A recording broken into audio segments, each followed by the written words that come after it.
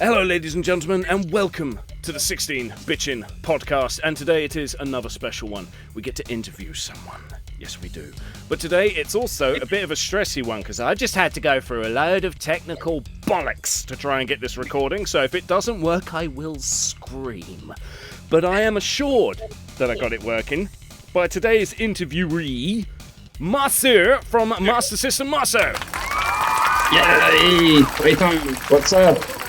Oh, absolute stress, but thank you very much for helping me get through this technical problem. So I will explain to anyone, why is there a technical problem? Well, I used to use Zoom for these 16-Bitchin' podcast interviews, and it was dead easy. Give someone a code, click recording. Now I'm forced to use Discord, and for reasons that I will be buggered if I know, I can't get the audio to work for my fucking microphone. It works for him! It ain't working for me, so it's obviously horseshit. So instead we're trying a thing. OBS. I hope it works. I don't know. I'm not tech savvy.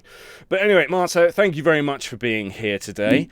First of all, we have to get into your channel, but I suppose before, you didn't always do YouTube. I've known you for a while as a viewer. I felt like I had opinions and the things I wanted to say here and there. Play some games, not necessarily be alone when I play them. Especially I've been moving from city to city recently, so I don't know much people here. So it's like a way of having friendships. And sometimes I get a rant about a game, and I'm like, thinking about it in my head. And I just want to say it to other people, even if it's just 3 people. Listening to me, at least we can talk about it and share our opinions. I think that's pretty cool. You say 3 people. You're nailing it for views by the look of your channel, I have to say. You're growing very quick with your channel. Yeah. Let's see, you've only been around since August of last year. That's nothing. Yeah. You've broken 3,500 subscribers. You've got over 62,000 views already. What would you say is the success behind them views? Well, I got a lot with a few of my rant videos. I was really unhappy with Gran Turismo 7, GTA Trilogy, and some others. So people liked hearing that because, when sometimes I can be pretty upset when I feel like I'm being scammed, but. So that worked fine, and also I've been talking about the Amico a little bit. I've seen more of them videos than your others. It's funny seeing you angry and ripping into it. The only other person that seems to be doing that is Pat the NES punk, and he just seems to be saying the same damn shit all the time. At least you seem to, how do I put it, you diagnose the situation, you go into it and you say what's happening with this and the other, you analyse what's happening rather than just saying, they're shit and letting everyone down. It's like, well, yes, they are, but we knew that without having to click on a fucking video. Yeah, exactly. Yeah, I try to just also make a video when there's something to say, because right now there's a lot of these channels that still go on talking about it, and there's nothing to say right now. Nothing's happening. So I don't want to do that just for views. I just do it for fun. If I feel like I have something to say, I will say it. Otherwise, so I will just not say anything. But there was that. There's also been a little bit of drama going on left and right, and I hate those. But sometimes, in this Amico community, there's a lot of tribalism. So sometimes it's a little upsetting. So I also say what my thoughts are on that. But I'm gonna try and stay out of it as much as I can in the future and just focus on the games. Yeah. So let's put it this way: you live in Canada, yes? So I used to live in Canada. Right now I'm in Charlotte, North Carolina. I didn't know you had moved out of the country. Obviously heard you. Yeah. But obviously your accent isn't Canadian.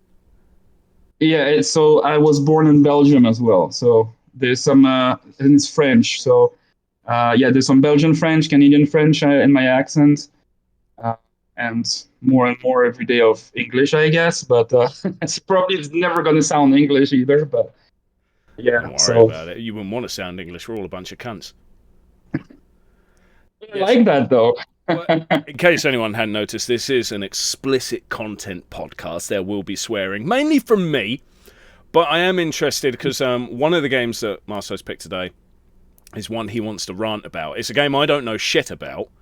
Not really. So it'll be very interesting when we cover that. But that's in a minute. First of all, I want to say, like, as I mentioned, I've known you more as a viewer than a YouTuber. You've only been doing YouTube not even a year yet. But as a viewer, you have donated a ton of stuff to my channel. I don't think I've ever asked for anything. I just want to say thank you so much in person now for everything you sent me. Like, you sent me one of the hats that you're wearing right now. It's a flat cap Master System one. It's awesome. Funny thing is, when you sent me that, I could have sworn I bought one the week before, so I got muddled up in my head. That's me being a dick. You sent the most recent one is the EverDrive. You still won't tell me what you spent on that. Nothing was free. Yeah, sure. What else?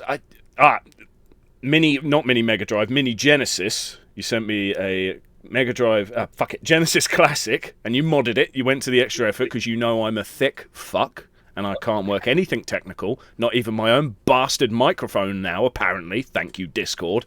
Shit on this thing. Thank you so much for all that stuff. Why? Why did you send me so much?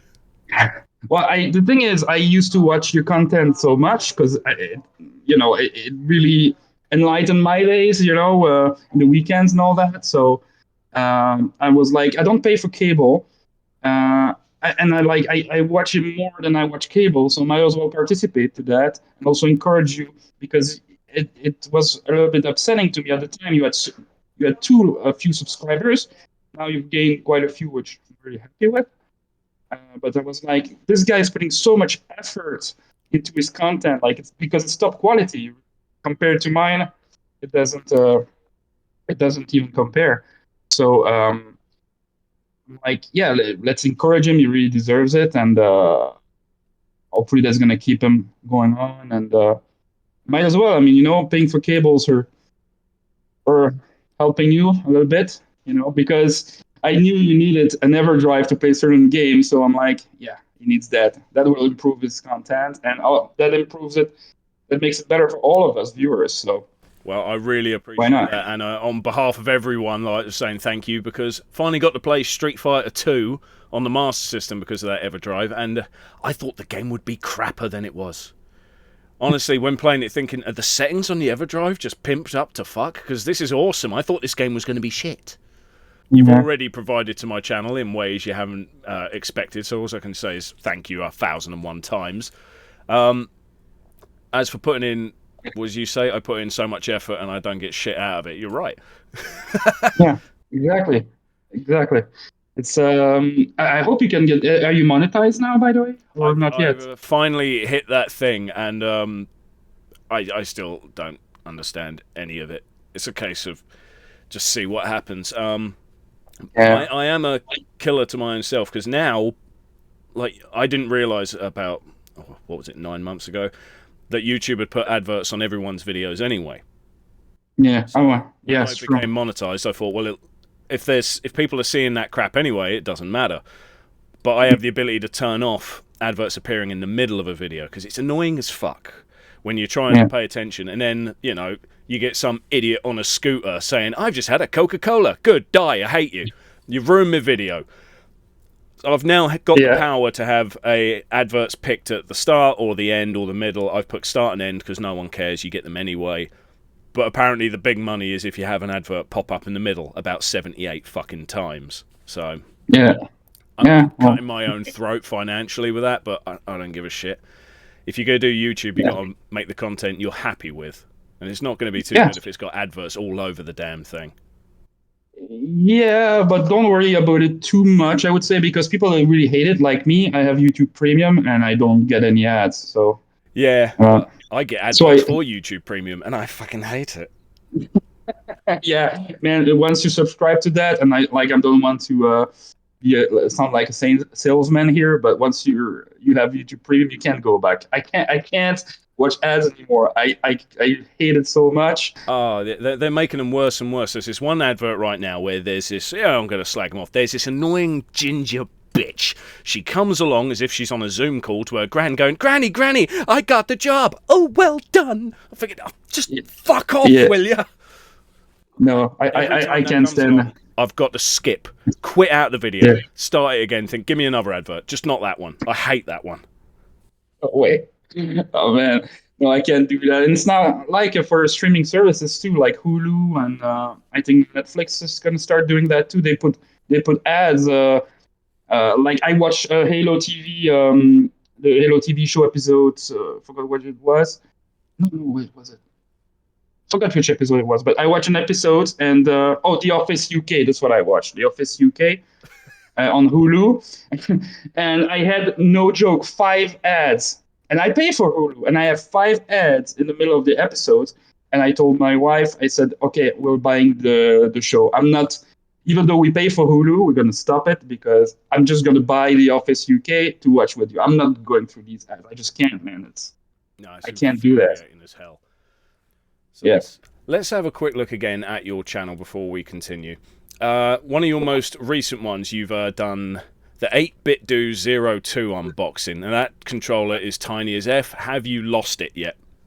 Yeah, no, I have not lost it. It's in a bag, but it's probably gonna get lost at some point. I should buy a second one, eh?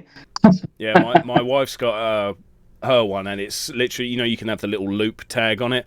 That's looped to the zip of a switch case. Yeah. Because she knows she'll lose the fucking thing. Yeah. Anyway, it's really. So you're enjoying doing YouTube now, not just watching it, but also making your own content. Yeah, I do. It's pretty fun, especially streaming is what I like the most. And then otherwise, like my Batman video, I reviewed the film, and I'm not an expert reviewer yet or anything like that. It's very amateur style of doing things, but it's what YouTube should be about too. It's about it's not about a big television channels or anything like that. It's like G4 TV. It's not supposed to be that. It's supposed to be more personal.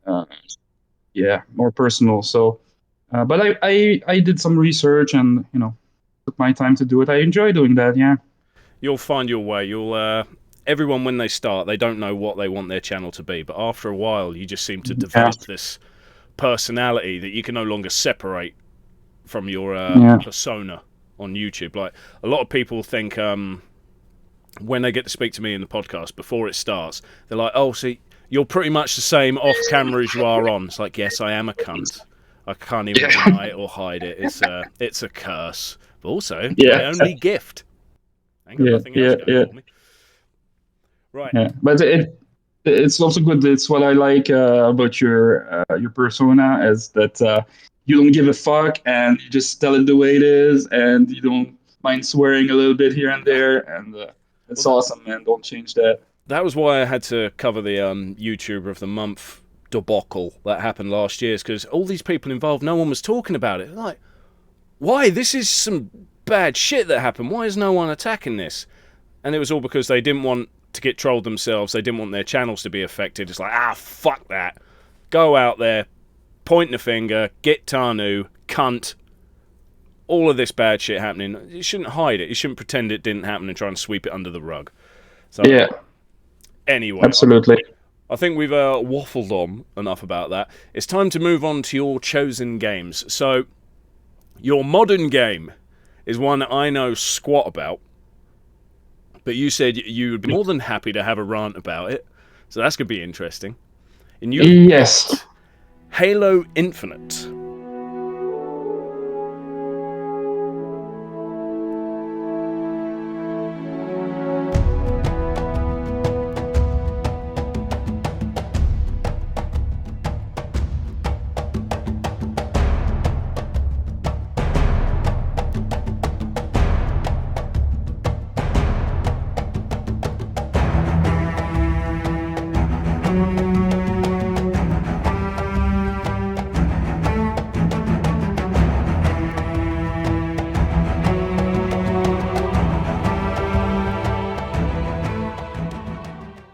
Yes. Why that? Because, oh boy, I want to make an official review on this, but I would want it to be better quality because it deserves a good a good rant. I've been a Halo fan since day one on the original Xbox. When it was made by Bungie, they were all amazing. All these games, you really should play them. If you've never played them, you go through the campaign once on easy. You will not regret it. It's awesome. The multiplayer was awesome as well. A lot of PvE, so co-op. And then Halo 4 by 343 was still good. Halo 5 still good in my opinion. But this Halo Infinite, it was garbage. I'm sorry to say, it's absolute garbage. The single player campaign is okay if you shut your brain off and you don't remember the lore from the previous games.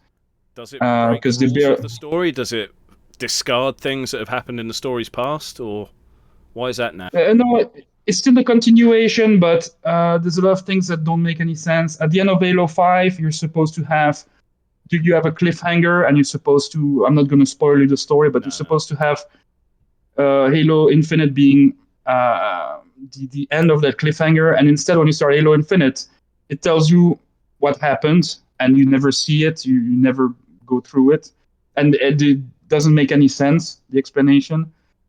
And then you go to fighting the enemies from Halo Wars 2, which is a strategy game. And it's really, the story is really poor. The gameplay is fine for the single player campaign, I will say. You will enjoy it. But you finish that in a weekend, and it's gone.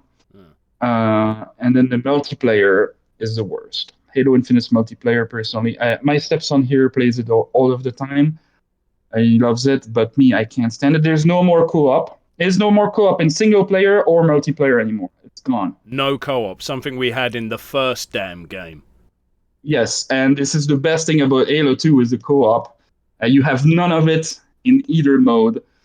So in not only single player, but even multiplayer. Me was my favorite, was the firefight PvE.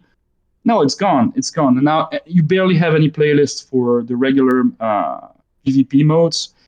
And it's all based on challenges too. So when you kill an enemy, it doesn't count for anything.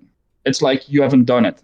Or the only thing that counts are the challenges. So like if the challenge right now for you is kill an enemy with a grenade, if you don't do that and you kill with your rifle, it doesn't count. It's like you haven't done anything.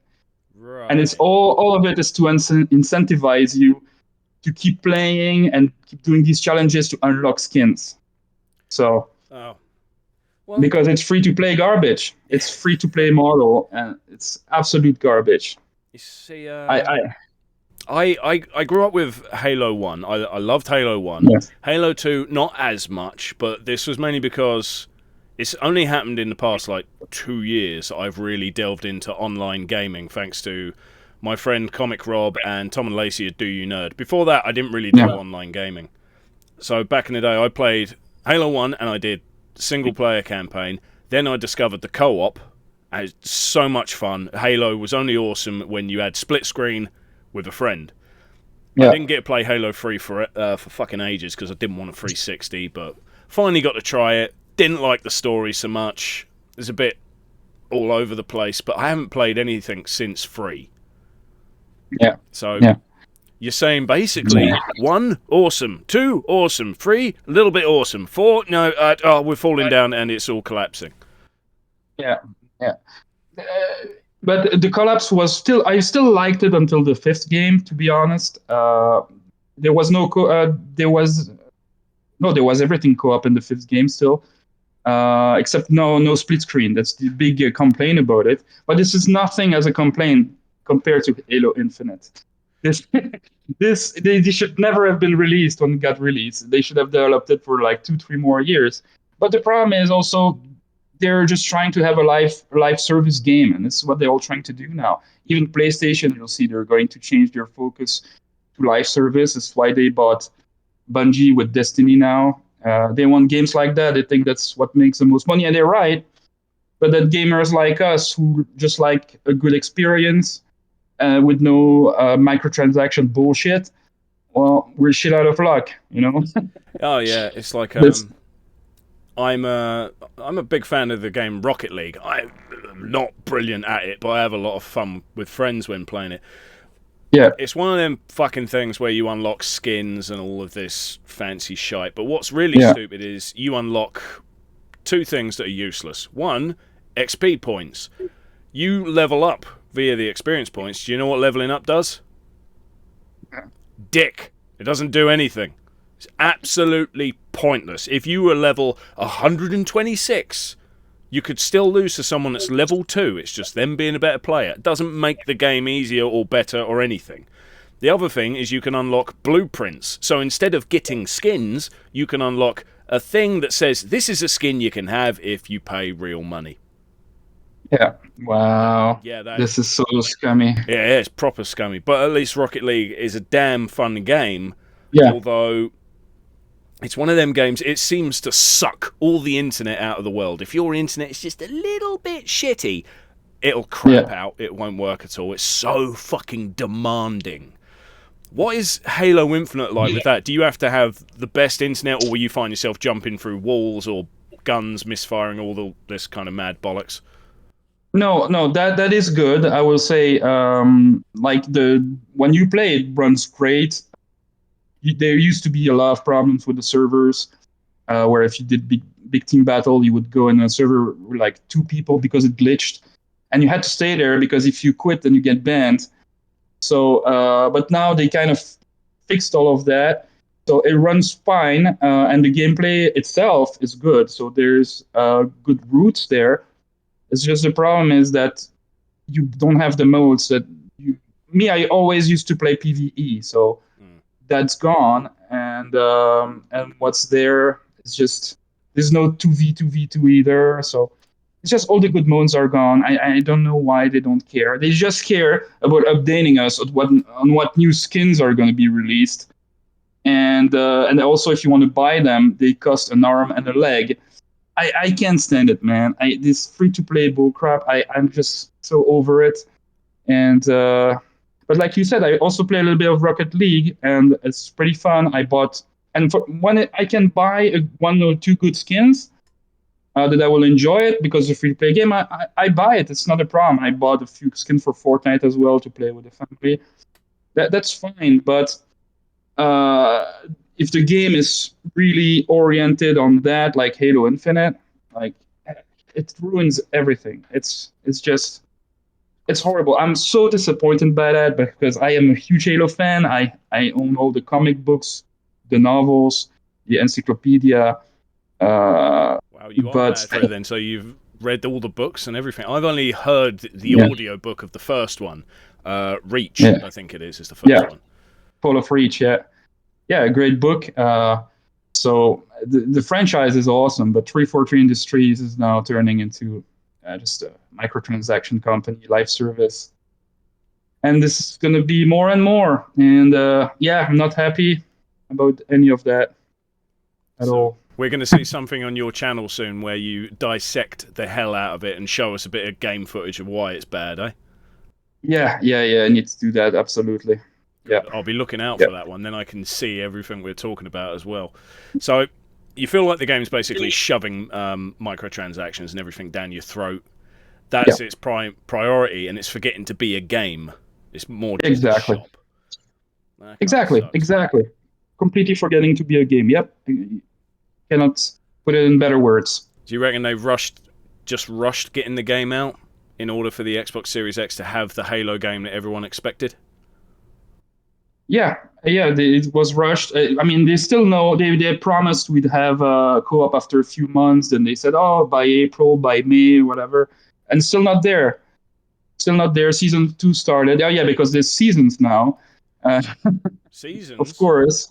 How does that work? It's like in Fortnite too. Yeah, you have seasons. So season 1 was the Reach skins you could buy if you buy the Battle Pass. Yeah, you have to buy a Battle Pass, so you can get the Halo Reach skins.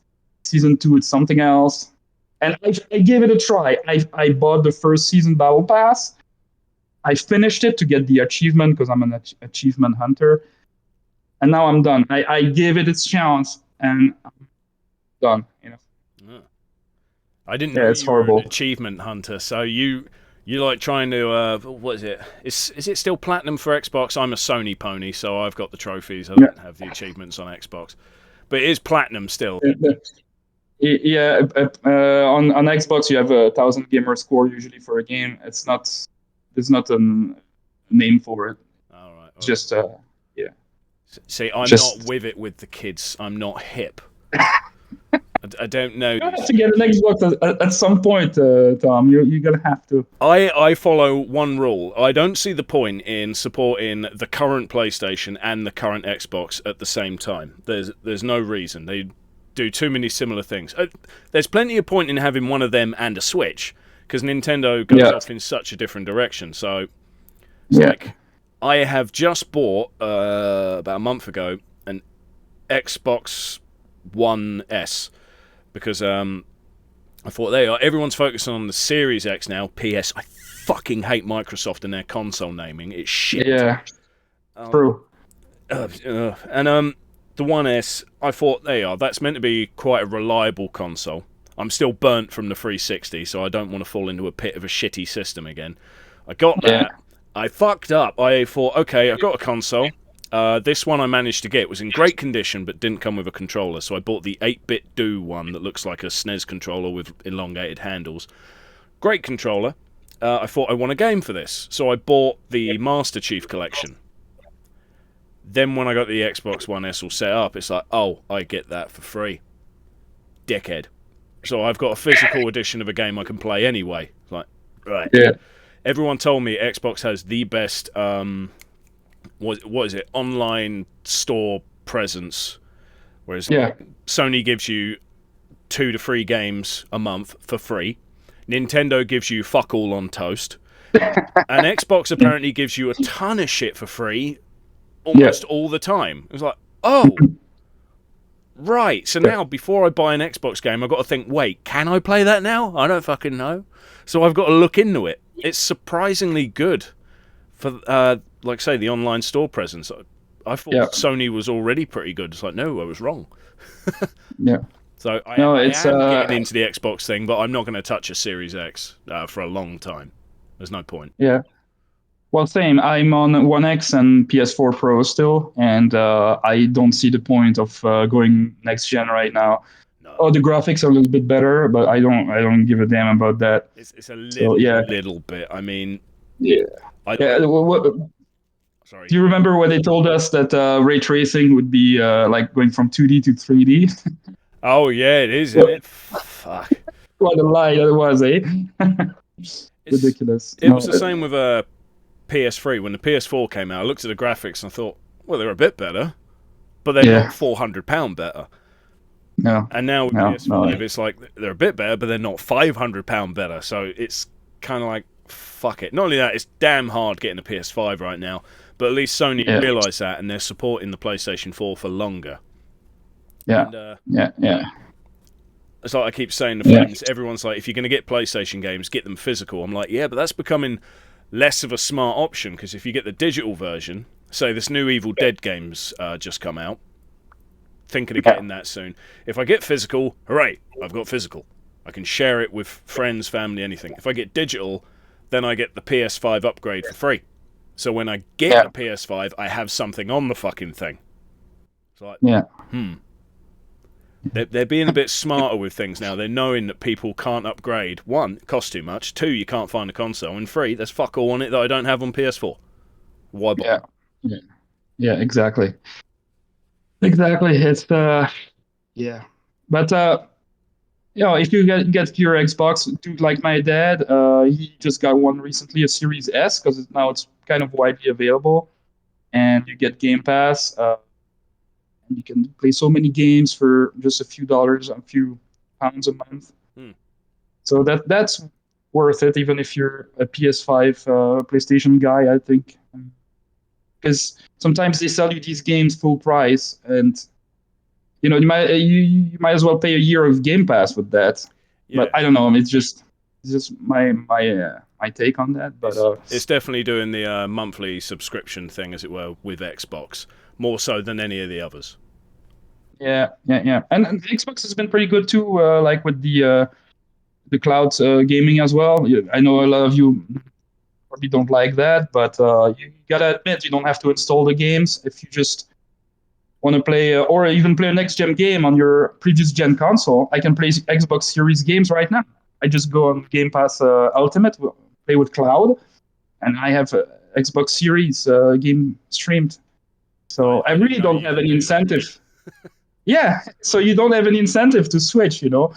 So yeah, it's really interesting. But it is quite funny for the amount of, I know a lot of YouTubers, the amount of them that said, I bought a PS5 within the first couple of months. It's like, well done.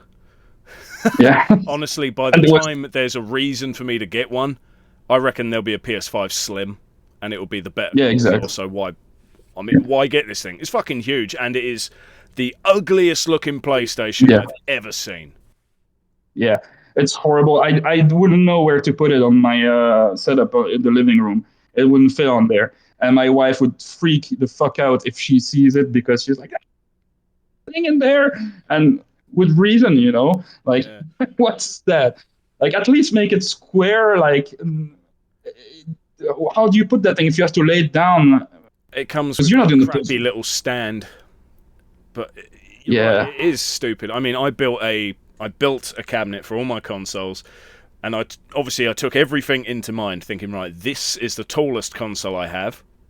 This is a Master System 1, so it's the widest fucking thing in the universe. Have to make them all that wide. And then they bring out the PS5, I look at it and go, oh, motherfuckers made them bigger again. And this one comes with a stand. I don't even know the height. It's like, if I get one, I don't know where it's going. I'm not building another cabinet because of one console. But anyway, no, it's ridiculous. Yeah, that's what happens on this podcast, ladies and gentlemen. We will start talking about a game, and then we'll waffle the fuck on. So we shall move on to your retro game now. Here's something I do know about. Get ready for this shit. It's Sonic the Hedgehog on the Master System.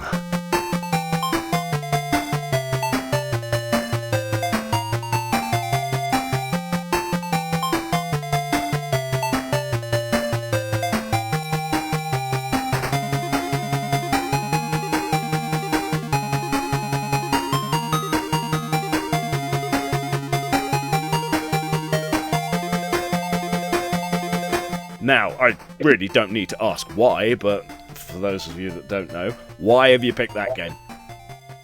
Well, it's my favorite game ever, and especially as retro game, there's no competition for it in my opinion. So, and I know that you love that game too, so it was an easy pick for me, no-brainer.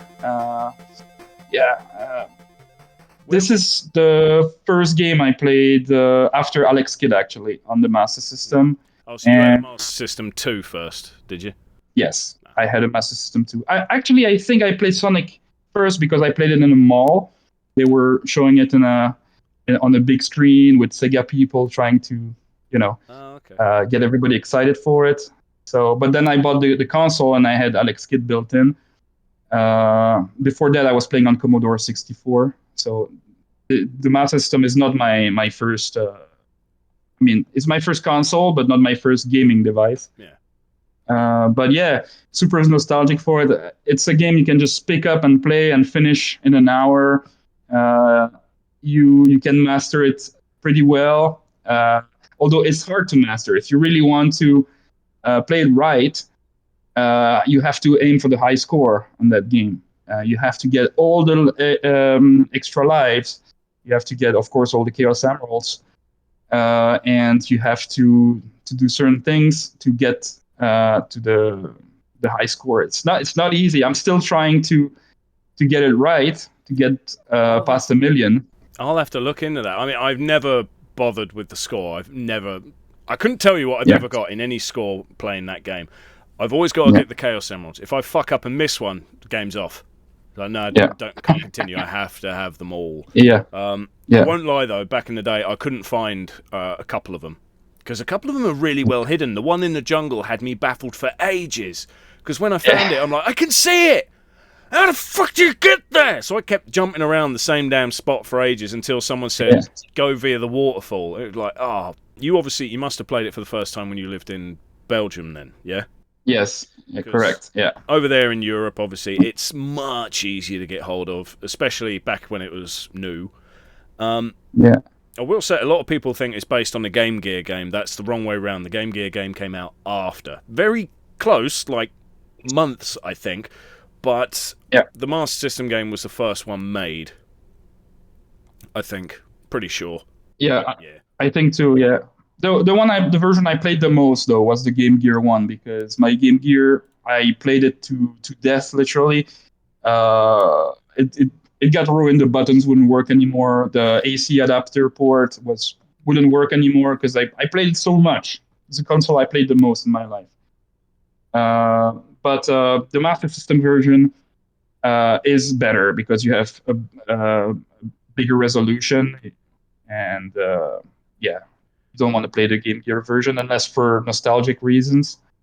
Well, but, even though the console, the handheld rather, has a backlight, it's still not brilliant, is it? It's very white in image. It's not a perfect color. Yeah. The Master System one, everything looks damn pretty. It's not so tightly cropped.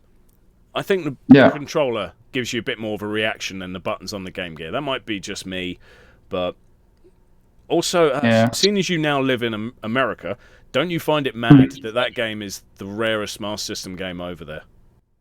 Oh yeah, but all the Master System games are, like the NTSC versions, are so hard to get. It's ridiculous.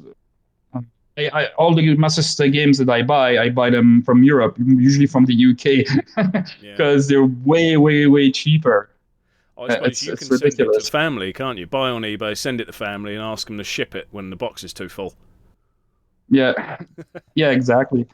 Yeah, I can do that. But usually the shipping is not too bad. But I mean, compared to buying here, you'd rather pay shipping from Europe than buying here Master System games for sure. It's ridiculous. Whenever I've had to find a American Master System game, it's been a bastard. I mean, I had to. It was only for the channel and the fact that I felt like I needed it in the collection. Alf. Yeah. I'm never going to play that fucking game again. It's one of the crappiest games ever made. It's definitely in the top 5 of bad games on the console. But it wasn't released over here. It was only released in America. The only one I could find that had a box, because I got a little obsession with the collection, has to have the game and the case. I don't care about the booklet because it affects the price way too much.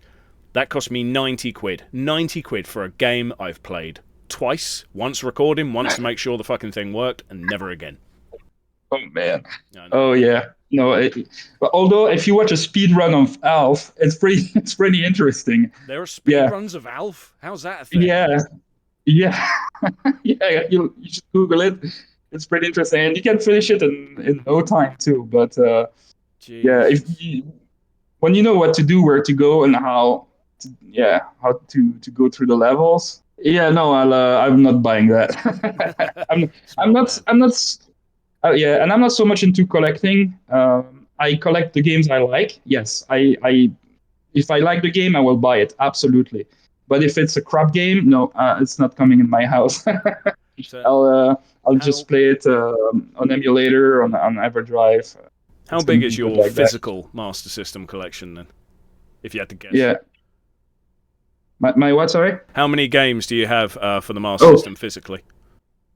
Oh, I don't have that much yet. Actually, I have like 20 or so right now. Really, my favorites that I own. I used to have more, but my parents sold all of my Master System games. So been there. So now that's why I'm also not that much into collecting per se, because I'm like, I already own these games and I have to buy them again. Well, it sounds like you moved house a lot, so that'd be a pain in the ass if you did, eh? Yeah. And no, they sold also my Sega CD games, my Genesis games. All of them are gone. Oh, so you're not talking to them anymore? No. No. I don't know who they are. Somebody wants parents. My parents are available right now. You can have mine as well.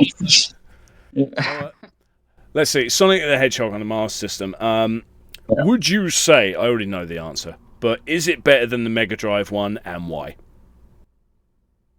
Yes, of course, it's better than the Mega Drive one. Of course. Well, first of all, the Chaos Emeralds, you get them on the field. I would say on the map. So that's already awesome. Because you feel good about knowing where they are, and then just going to get them. You feel like you learned something, and you can make yourself get better at the game without having to go through special stages that are not good on the first. I mean, the first Sonic, when you play it for the first time, you like going through these special stages. But if you have to do it over and over again, I feel like it's boring. So here you don't have to do that, and the special stages are fun here, even though they're not mandatory, except if you want to go for the high score. They're fun.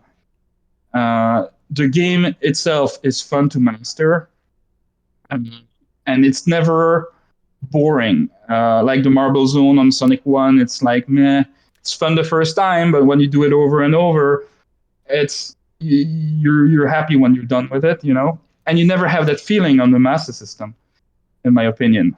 I enjoy all of the zones, even the aquatic one, yeah? Yeah, no, I was just going to say that is a good point many people seem to forget is with Sonic on Mega Drive, it was all promised about the speed, the colour and everything, and then the first stages, yeah, that's there. They've lived up to that promise. Yeah. Then you get to the Marble Zone and it's like, slowing down. Yeah. It's not that nice to look at in terms of a level, and the music's very lazy. It's like... Yeah,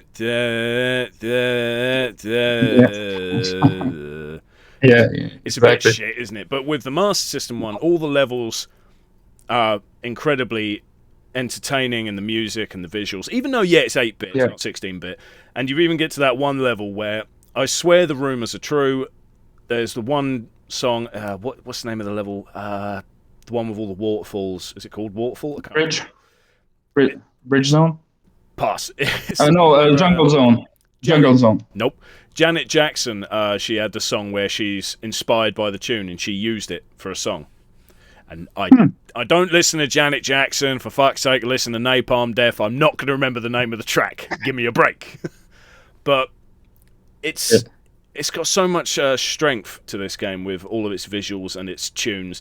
The only zone I hate is the same zone I hate in the fucking Mega Drive version, and that's Labyrinth Zone. I fucking hate it. The only good thing about Labyrinth Zone was I don't think anyone cares, this isn't really a spoiler. Sonic 2 the movie, there's a bit that is Labyrinth Zone, and you're there going, oh, Labyrinth Zone! I hate this fucking place! But yeah. At least in the Mega Drive one, as you say, in order to get the Chaos Emeralds, you have to get 50 rings before you get to the end. In order to get all the Chaos Emeralds, the best and most strategic way to do that is to get 50 rings each level before you get to Labyrinth Zone. Because when you get there, having 50 at the end of the level, that's a bit demanding. It's a bit of a bastard. With the Master System one, because all of the Chaos Emeralds are just hidden, it's doable to do. But isn't it clever with the ways they hide them? So in case no one knows this, the Emeralds in the Sonic on Master System, some of them are hidden in plain sight. Some of them are hidden so fucking well.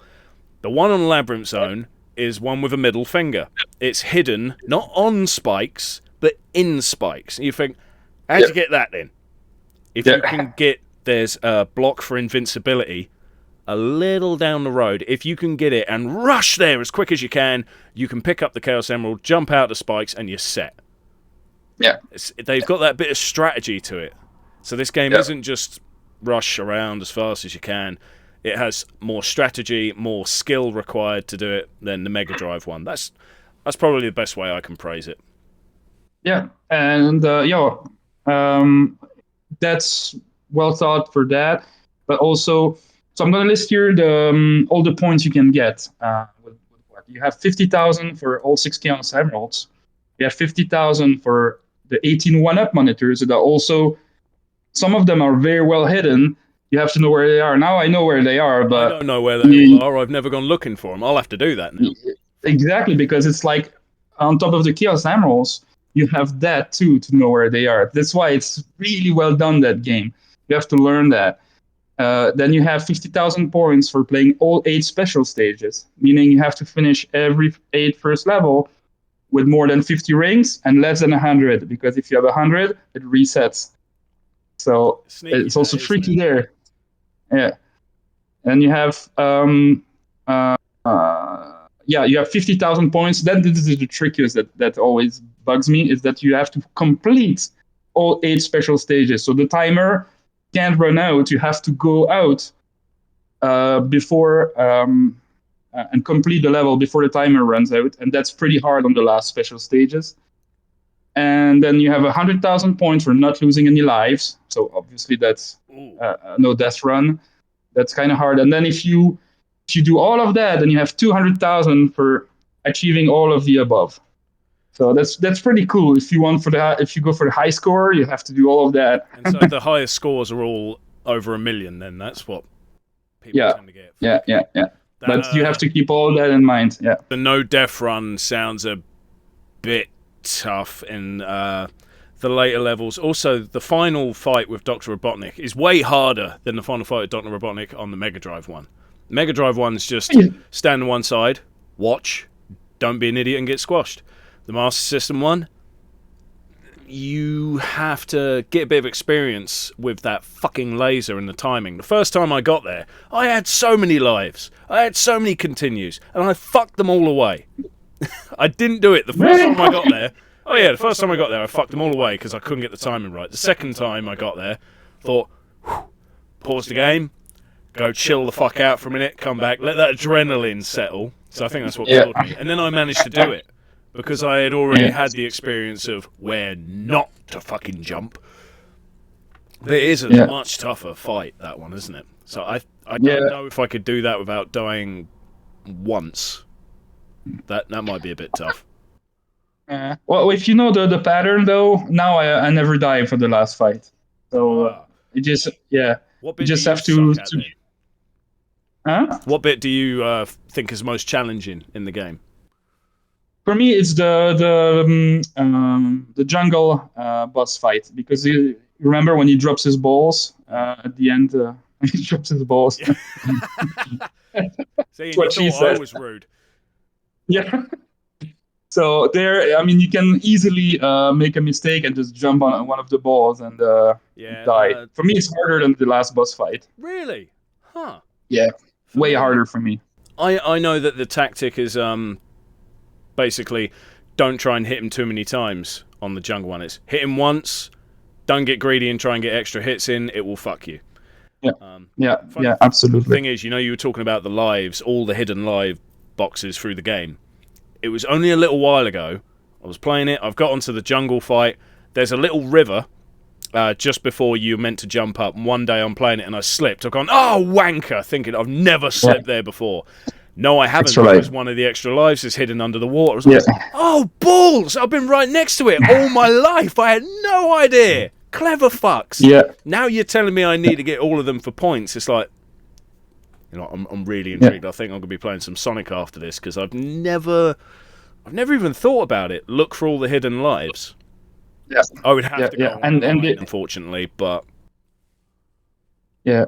I put timestamps on one of my stream where they all are, if you ever want one. But then it's a little bit cheating. It's funny. It's more fun to find them yourself. But you have to know there's one extra life in every boss stage. And is there? Yeah. And the hardest one is, and this is the one that always fucks me with the no death runs that I try to achieve, is the one in Labyrinth Zone, and you know exactly where that is when you go on the left, isn't it? Yes, So you have to get there with a shield, otherwise you're already seen. You're screwed. You go there with a shield. You have to manage to go get it without getting hit, and then when you leave, you have to look left, jump on. You have to get hit. You will get hit. You jump on the spikes, and then you're supposed to be thrown away from the spikes, and then you complete the boss. And you have to get that life if you want all the extra points. I've never gotten through them spikes in my life. I nearly got through once. But yeah, then I died. I thought I need to have a shield, because there's no invincibility in this area. I need to have a damn shield. Or even if I get through, how the fuck do I get back? You're telling me there's no route around. I have to go back the same damn way. Oh, that... Wow. Yeah. Fuck. That's probably the most challenging thing I can imagine. Yeah. Yeah, no, they made it. They really thought it out. This game, if you try to really master it, it's super fun. Oh yeah, So I like it so much. I'm gonna do it now because I've often said, "Oh yeah, I've mastered that game." No, I haven't. I've Chaos Emerald the fuck out of it. I've completed it a dozen times. I've never done this life shit, and them spikes never gotten through them. I've always wondered what the hell's down there. If I get there and there's rings, I will shit. Yeah, no, that's the boss level life. For the first zone, it's when you drop instead of just jumping to Doctor Robotnik, you drop at the second hole there. The life is there, so that's easy. Didn't know that. That's something I wouldn't have found out unless, like the jungle one, I fucked up and slipped. Yeah, exactly. So there you have to drop there. The second boss fight for Bridge Zone, instead of going to the boss going right to the boss, you go left, and it's right there. So that's super easy as well. Fucking hell. But yeah, the Labyrinth one, I hate it. I hate it so much. There's nothing good about Labyrinth Zone except the end. Oh, yeah. You see, the people. I'm going to have to shut us up because I knew we would talk too much about this game because it's. Yeah. For me, I would say it's my first ever favourite game. Like, as I grow up, I try different games. I find new favourites. So I now just say favourite games: Sonic, the Master System, Soul Reaver, PS1, Oblivion, PS3. There's not really a game since Oblivion I could say that's definitely in the favourites. I can't think of anything that's had so much of an impact.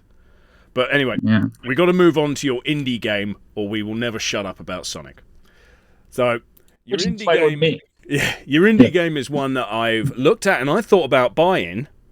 You've obviously already gone ahead and done that, so you've got to try and sell me on this unless it's crap. I hope I pronounce it right. Trek to Yomi.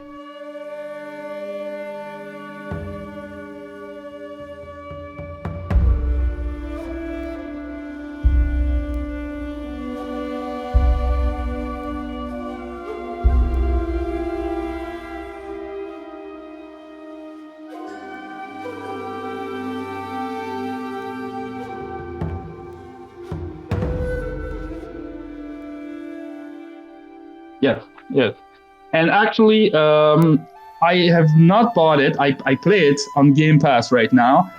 However, I will buy it. I will buy it because I think those devs deserve an extra amount of support. We got to try and help out the indie companies, or otherwise we'll never get more games. Exactly. So, although they got more money from the Game Pass, from Microsoft from Game Pass, than they got from the sales on PlayStation, I heard. Oh. So it's good that they're on there. Yeah, people think Game Pass is bad for devs, but not necessarily. No, of course it says. I heard that if you want a game that they say they struggled because of that, the remake of Abe's Exodus called Soulstorm, apparently they struggled a lot at the start because they brought their game out on PS Plus. The only reason I think they struggled because of that is because they brought it out very close to the release. It's like, oh, I can get it now? Yeah. Okay. Now, it was PS5 only, I think. It wasn't... It was a bit earlier. Nowadays, yes, they give us PS4 whenever they give us PS5, almost. Then, no, they were separating it right down the line. But still, I think that's why they struggled. But with Trek to Yomi, you say they're doing fine, which is great news. I'm happy with that. Let's see. Developed by Flying Wild Hog. Now, there's a fucking name. Yeah, but Devolver Digital is the publisher, so they're doing just fine. Yeah, it came out on May the 5th this year, 2022. Yeah. Other than that, what can you tell us about the game? What's happening? What's going on in this game? So the game, well, first of all, so it's black and white. The art style is really really well done, well designed, and it happens in Japan, so everything's in Japanese. There's just subtitles in English. So I think it's so well done, and you don't see any more games like that these days with so much creativity. So it's really once you start it, you're immediately hooked. You'll see if you play this, you do the first tutorial, and with the Japanese atmosphere and the black and white design and the camera angle are absolutely mind blowing. Like you go down the stairs and you'll have the camera go back with you, and it's man, it's one of the best games I've played in a long, long time. That's the good thing about And indie games, isn't it? The creators, they imagine unique things and they go into it going, fuck it, I'm going to make this, that. With AAA game creators, they've got bosses, their bosses have bosses, and all of them are saying, no. And all the AAA games, it's the same shit now. There's no originality. Indie games, there's tons. So. Yeah, it's very original. And because the new bosses, the new games, it's a lot of shooter looters, and you just have to grind and grind and grind, and it's always going to be more grind because they want you to grind to pay microtransactions, right? Yeah. So here, there's none of that, absolutely none of that. You just enjoy your experience. I will say the downside is the combat is fine, but it's not anything special. You have a lot of hidden collectibles, so if you want to get them all, that's fine. There's a lot of areas that you can go to that are hidden. There's different pathways as well to progress in the story. So there's a lot of work put into that, but it's more like it's really more like an experience that you can just sit down and enjoy without too much stress, because if you play a game like what's it, Ghost of Tsushima, it's awesome too. The art is great, but this more grinding and all of that you don't have here. You just go through it. It's a side scroller, by the way, so you just go from left to right, but there's also up and down at times. It's not full side scrolling, but so there's a bit of is it platforming in it, platform jumping and all that, or is it no side scroller, not beat 'em up, but more of a side scrolling slash 'em up because you have the samurai sword, yeah, it's more like that. But you just go for it through for the story and the art. Really, it's like playing a painting. It's if you like good art style, you have to play this game, and especially if you love Japan and Japanese atmosphere. Oh yeah, you can't miss that game, man. You just can't. It's awesome. Now I know I can play it on Xbox and I haven't got to pay anything. I'm going to do the Dicky thing, and I'm going to be playing it afterwards. Now knowing that I can, but I think if I could get this physical on the Switch, I would. I love collecting. It's not physical for the Switch. Yeah, it's not physical yet, but I suspect they will release that physically in a year, probably, and this will sell out. You'll see. This will be sold out in minutes because it's that good. I'm sure. Oh yeah, I hope so, because my Switch collection. I was going through it the other day, talking to a friend. Friends just got a Switch. They're like, "What games to play?" I was like, "I don't know. Let me look at the shelf." And I'm looking at them, and I've got all of these indie games. And they're like, "What AAA games you got? Zelda, Pokemon, like what else?" No, that's it. Yeah. Everything else is fucking indie. I don't do Mario. I hate Mario. Little red. Oh, really? I like the old games on the NES. Bar Mario 2, because I couldn't get on with it. Dead fun. Super Mario Brothers 1, Super Mario Brothers 3, fantastic games, brilliant. Super Nintendo, I have no nostalgia for it. I didn't know anyone that had it back in the day, so I didn't get to play it, and I don't care. Mario 64, I will never understand why people rave about it. I think it's crap. Yeah. I'm trying to think. The most recent, the newest Mario game that I like, Super Paper Mario. None of the other Paper Marios, but Super Paper Mario on the Wii. Great platforming fun. Although there's about a fucking Bible worth of text in it. Yeah. Yeah, I think Thousand Year Door on GameCube is better, but yeah, I mean, I can see that. But it's funny what you said for Super Mario 64, because I enjoy playing it, to be honest. I had a Nintendo 64 too when I was younger. I enjoyed it for what it was. But I think, like, if you play Sonic Adventure, and it was criticized so much However, I think Sonic Adventure is so much better than a game like Mario 64. But I didn't really yeah, play Sonic Adventure until the GameCube came out. I only knew one guy that had Dreamcast at the time, and yeah, he didn't happen to get the Sonic games. But I would say back then, looking at 3D platformers, I always thought Spyro was so much better. Spyro 1.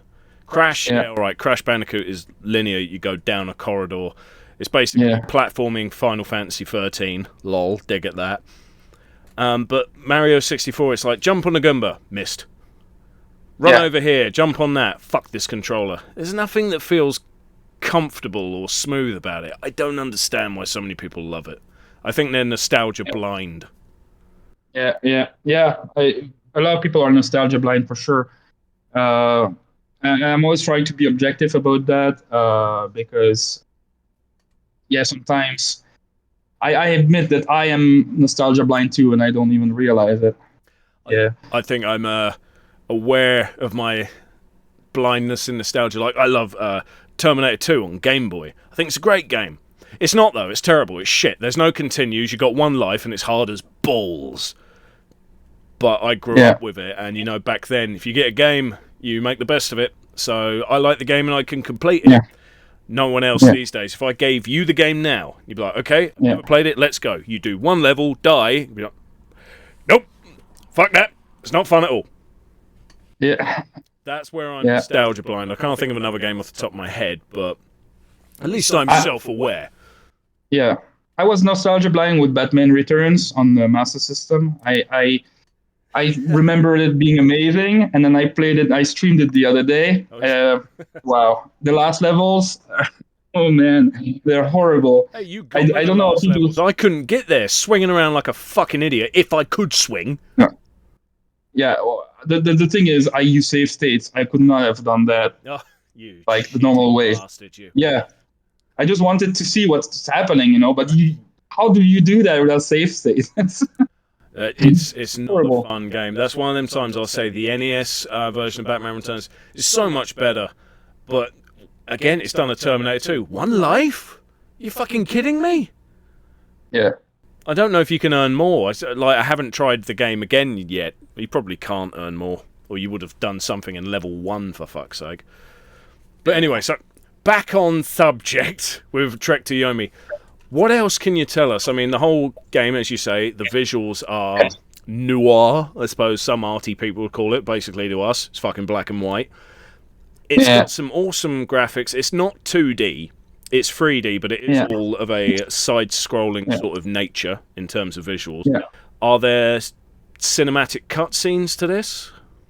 Yeah, there are cutscenes. They're not that long, but to be honest, the whole game feels like a gigantic cutscene. There's always things happening in the background, and the story unfolds as you play it all of the time. So without spoiling any story, of course, because we don't want to do that, would you say, let's see, the enemies in the game, is it all very human, or is it gone a bit of an Onimusha way and we've got some demons and shit like that to kill? Yeah, so no, it's humans. It's humans. Yeah, it's based on reality, I will say. Yeah. So I haven't finished it yet, I will say. So maybe something changes later, but because I'm actively playing it right now. But no, it seems to be all humans. No, it's not come out on Switch yet. No, it's true. Damn. But yeah, they're probably gonna have to downgrade it a little bit because the graphics are really good. So, but yeah, you can play it on Xbox or PlayStation. Well, I hope Steam probably. But as I'm looking, there's some, but I haven't gotten to that point yet. Yeah, there's some mythological creatures, but I haven't finished it yet, so I'm still. But I wanted to talk about it today because it's really worth it. If you check it out, you will love it for sure. I'm looking forward to it. I'm gonna have to play it now, especially now you've told me that. Once again, didn't know, but Xbox, I can play it right now, so I have no fucking excuse. I just got to pull. Yeah, you have Game Pass, right? I do. Yes, that was the first thing I did. Got the Xbox One set up, bought the physical game of Master Chief, paid for Game Pass because I thought, okay, you've got to have the online crap for the main consoles. You have to. And then it says, you paid for this, get Master Chief Collection free. It's like, fuck. Just wasted some money. Yeah. Yeah, never mind. Yeah. So there you are, everyone. Today we've covered Halo Infinite, Sonic the Hedgehog, the Master System version, and Trek to Yomi, or Yomi, I don't fucking know.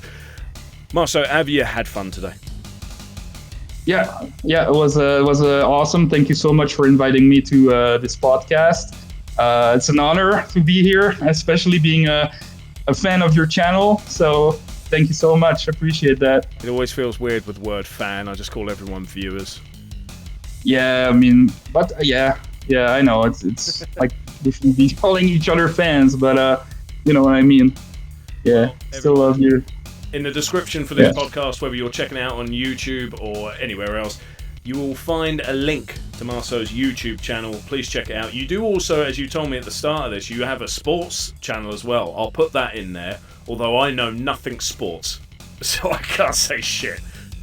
I think if you play golf, you can get a slam dunk, but only if you chase people around wickets. I don't know. I can't sport. So anyway. Yeah. I'm glad you had fun. I'm glad I had fun talking about your games today, hearing your rants about Halo. I want that on your channel. I want to see that. Yes. I want you to show me how crap it is. So thank you very much, everyone, for watching or listening, and we will see you next time.